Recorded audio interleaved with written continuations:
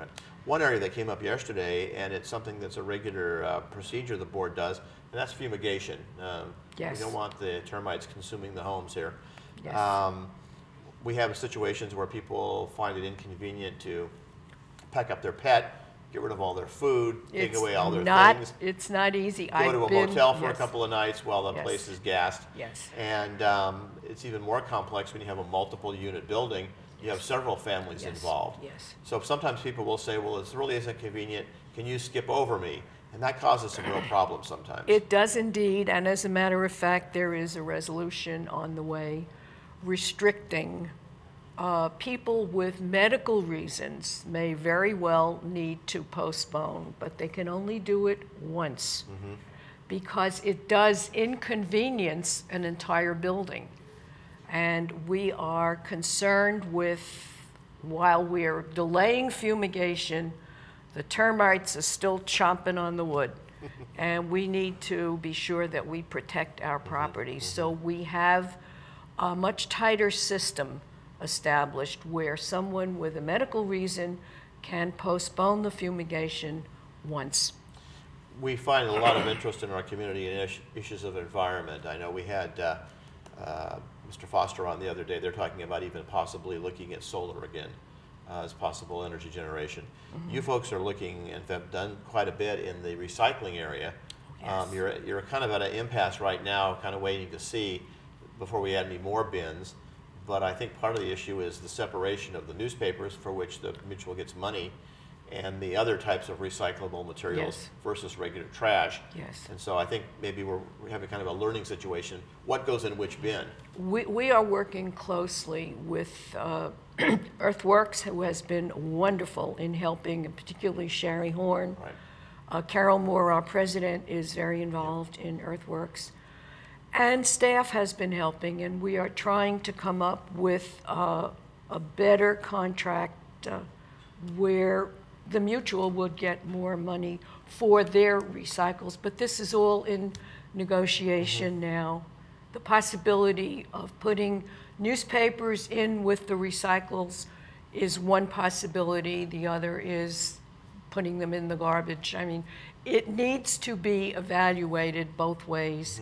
And it's still an issue between the mutuals, the city, and the companies that Right. pick up the trash, Ware and Allen. Right, we're trying to make do our part to recycle things correctly, but Yes. sometimes there's some procedural things along the way, and Right. we want to make it convenient for folks as well as encouraging them to do. One of the most convenient ways I've found is I hang a shopping bag on a drawer knob in my kitchen and just rinse my recycle stuff and throw it in there and then cart it off to the recycle bin that's in our cul-de-sac. Right, that works out quite well. You need to have systems for this. Sure, sure. Another issue has been water and water usage, and I guess Third's doing better now, but Yes. there was some usages that were a little over the mark. Part of your concern, part of your problem is, other than in Gate 11, most people don't have an individual meter for their home, so it's hard to know who's wasting water. None have. It's only Gate 11 where there are individual meters, and we are looking specifically at those with tremendous overusage. Whether the meter is incorrect, whether the person is not careful, these are things that need to be evaluated, and we're working with El Toro Water District on those issues. Right. Anything else you'd like to add, comments or conclusions or words of wisdom to the folks out there? Well, I just hope that people will come to our committee meetings, offer their suggestions. I mean, we have a lot of people out there with a great deal of interesting backgrounds and things that could be knowledgeable and helpful to us. But unless they come forth, there's no point moaning and griping in the background. Right. Come and talk with us, and we also are looking for interested candidates running for the board. There'll be an election this fall, and you'll probably have, what, at least maybe 3 candidates? Three seats will open up.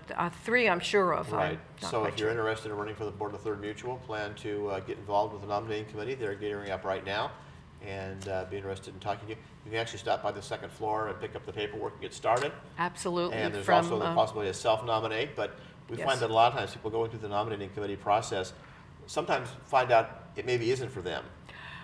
Right. The issue, what used to be a nominating committee with charged with the responsibility of selecting candidates, because the law has changed and one can self-nominate, it has really become a candidate support committee. And what that committee is attempting to do is to really educate interested people in what is involved in being a board member. People really have no idea that this is like a 40, 50-hour-a-week job. This is not one meeting a month.